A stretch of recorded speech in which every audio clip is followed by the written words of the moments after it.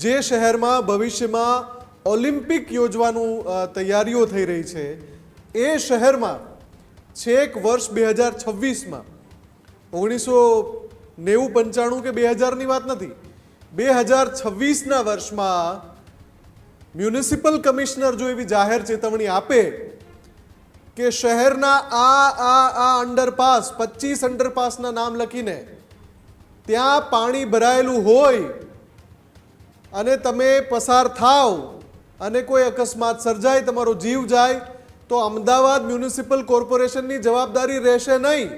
હાથ ઊંચા સીધા.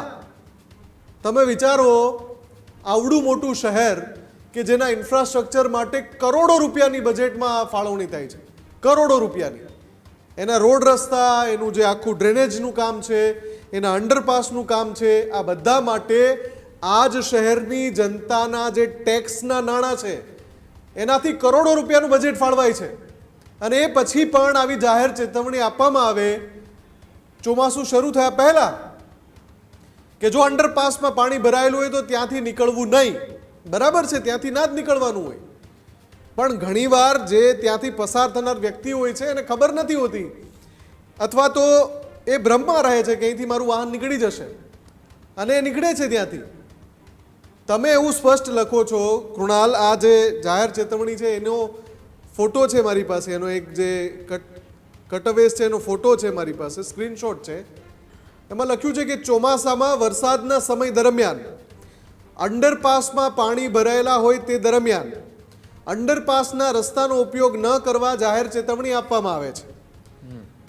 આમ છતાં જો ઉપરોક્ત બંને પરિસ્થિતિમાં પણ વાહન ચાલકો તથા રાહદારીઓ દ્વારા અંડરપાસના રસ્તાનો ઉપયોગ કરવાના કારણે જો કોઈ અકસ્માત સર્જાશે કે જાનહાનિ થશે તો તે માટે અમદાવાદ મ્યુનિસિપલ કોર્પોરેશનની કોઈ પણ જાતની જવાબદારી રહેશે નહીં. આપણે સ્ક્રીન ઉપર એ બતાવી રહ્યા છીએ, જાહેર ચેતવણીનો જે સ્ક્રીનશોટ છે એને હાઇલાઇટ કરીને જનતા વાંચી શકે એ રીતે બતાવી રહ્યા છીએ. અરે ભાઈ સાહેબ, તમે લોકો કોઈ પંચાયત નથી ચલાવતા કે આ વોકળામાંથી તમારે નીકળવું નહીં. તમે એ વહીવટી તંત્રના જવાબદાર અધિકારી છો અને નામ લાગેલું છે તમારી ઉપર એએમસી, ગુજરાતની સૌથી મોટી મહાનગરપાલિકા. કરોડો રૂપિયાનું બજેટ ફાળવો છો, તમે લો છો એમાં, અને તમે એના વહીવટી તંત્રના મુખિયા છો, વહીવટી તંત્રના વડા છો, તમારી જવાબદારીમાં આવે છે. તમે આવું કઈ રીતે કહી શકો કે અમારી જવાબદારી નહીં રહે?